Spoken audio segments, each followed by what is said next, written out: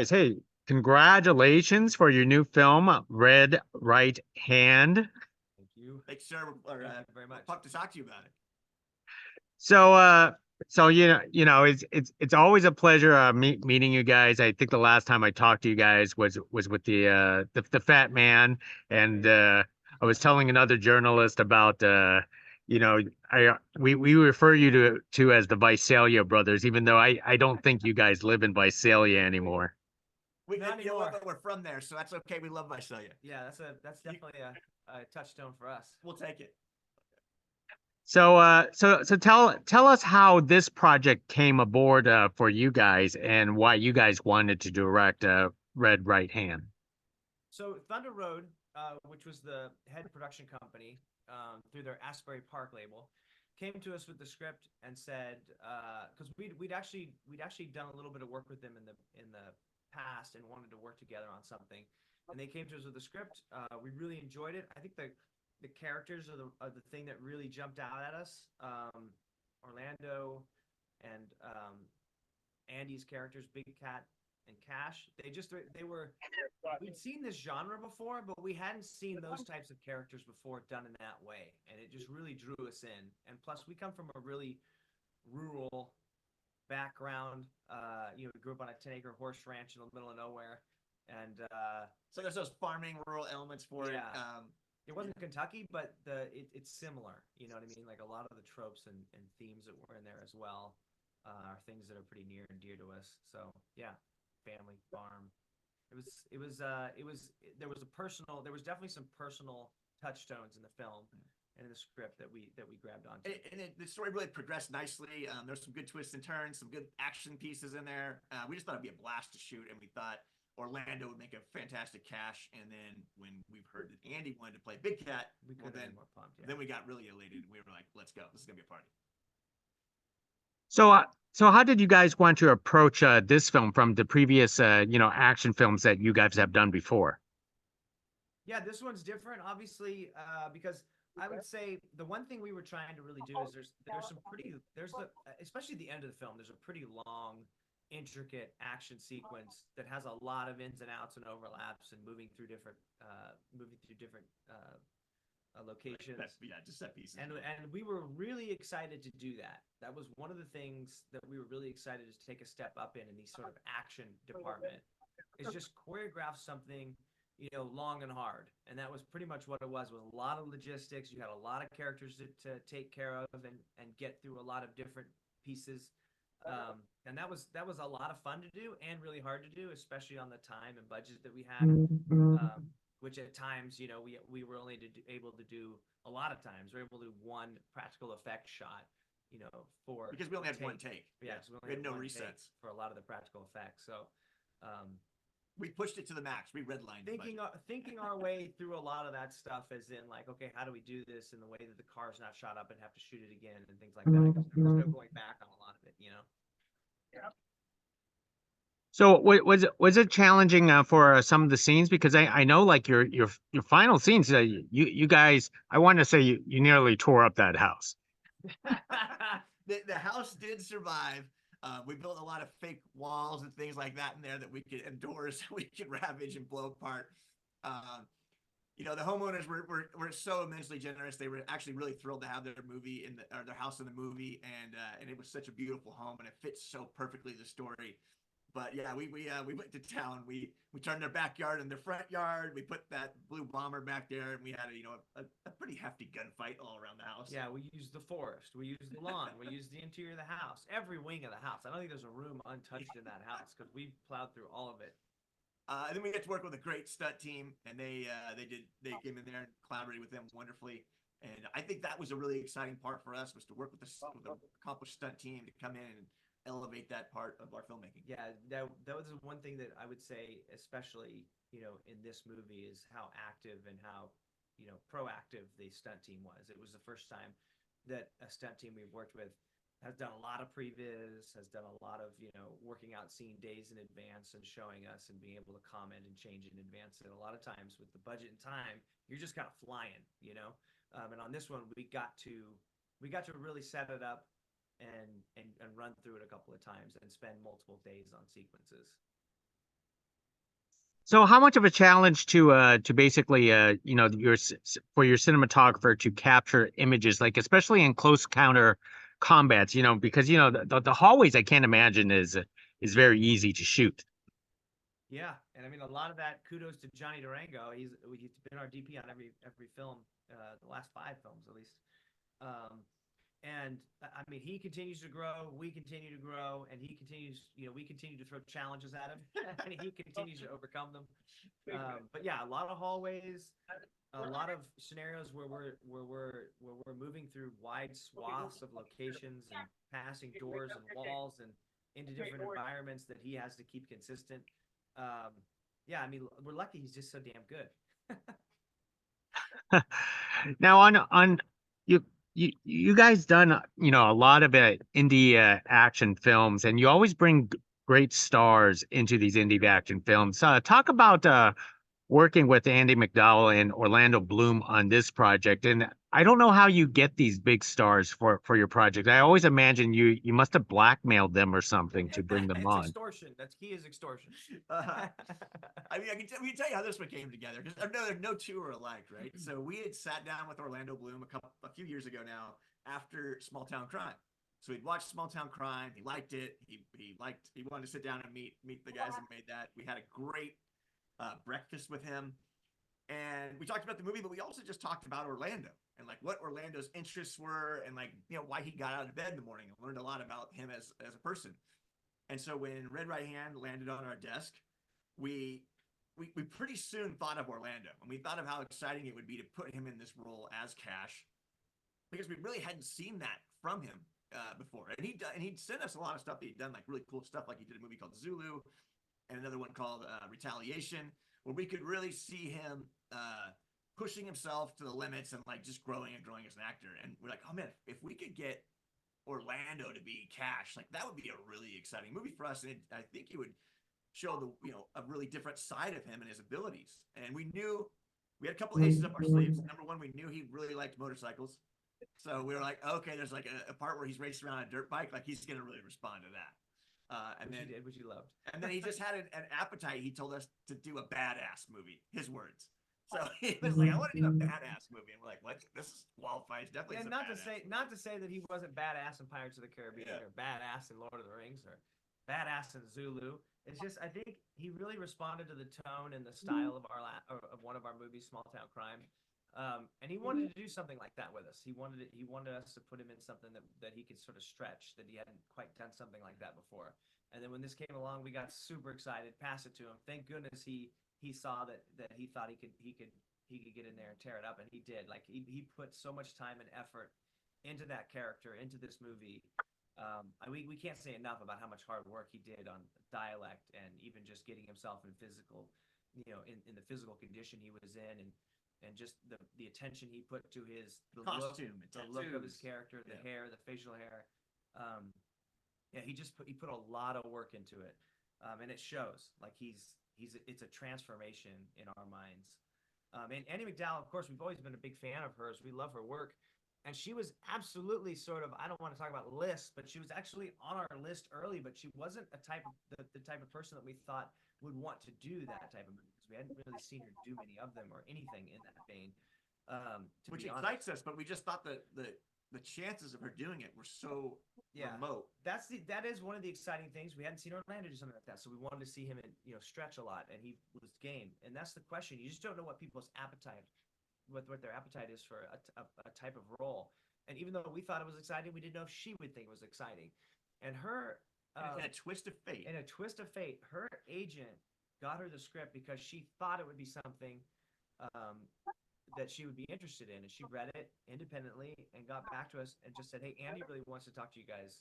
She read the script. I gave the script. I thought she might be interested in, and she is. She wants to talk to you about doing the role." And we're like, "Amazing! I can't even believe she wants to do the role."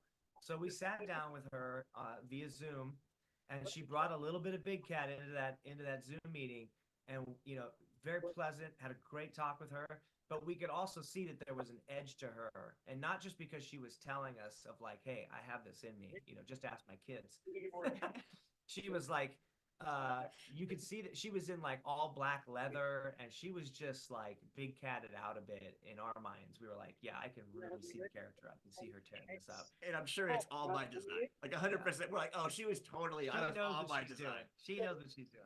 And it got us really excited. You know, we were like, oh man, this is amazing. Can't wait. Never seen her like this before. I know no one's ever seen her like this before. And just the 1/10 of Big Cat that we saw in that Zoom meeting, you know, Get that to a 10, and we're gonna be cooking. you know, once she gets that up to speed and you set her in those scenes and cut her loose, like we could just tell that there was going to be a fire there because she was so hungry to do it. She was pumped. So, you know, just her passion for it, and us knowing how talented she is. Of course, we were totally game and pumped about it. And when she came in and started doing it, like she and Orlando were just crackling on screen. You know, she was born to play that ruthless woman. Can you talk about the look of Orlando Bloom for the how did you want to capture him to make him look like a badass, because he looks entirely different, Yeah. well, somewhat entirely different for I'll your say film. this, like we were saying before, we had sat down with him like 2 years previous, about just talking about movies and talking about life. And the one thing that we realized in that, I think it was 2 hours that we were sitting there chatting, is that we'd never quite seen some of the things we were seeing on screen, just of him as a person. And so we definitely saw that there was a side of him that hadn't really been portrayed before, or something we thought he could channel, you know. So when we started imagining him in that role, there were probably facets of him that from that lunch or from that breakfast that we'd never seen in a film that we were trying to think of. Oh, wow, that could be really dynamic in a film. And then to his credit, I mean, he's the one that has to take it the rest of the way. You know what I mean? He has to do all the work and the transformation work and the dialect work and get all the lines down and track out his characters' arcs. And I mean, he was relentless while we were shooting it, which it's just a tribute to him and his hard work on the character. And I'd say that he did a ton of work with the costume designer, like with the boots and like all the hat and all that stuff. He would come and bring all that stuff to us, and they had a wonderful time picking out Cash's wardrobe. Obviously, the production designer did a wonderful job, and like Jordan building out Cash's cabin and like all the picking the dirt bike and the cigarette and like even like he rolled his own, and like just as like little details that we would all discover along this journey, with all the collaborators on the team. Even the tattoos, right? So he and Scott Hayes teamed up, and they picked like what tattoos they each shared, and then like which ones they had the same and where they were. So just there's so many layers to that character and making a quote unquote badass.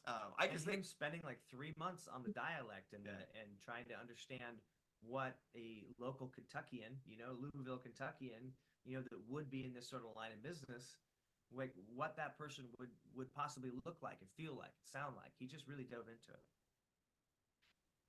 it.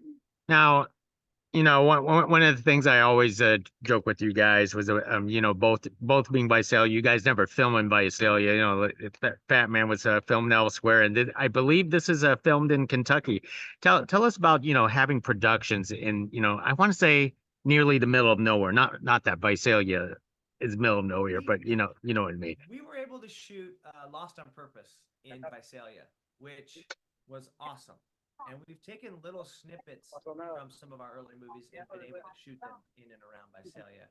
But yeah, I mean, there's nothing that would tickle us more to be able to take a movie back, a bigger movie or any movie back. We keep talking about it. I know one of these days it's going to happen, but it's such a complex mechanism making a film. You have to be in the right rebate zone. Yeah. Like it's just.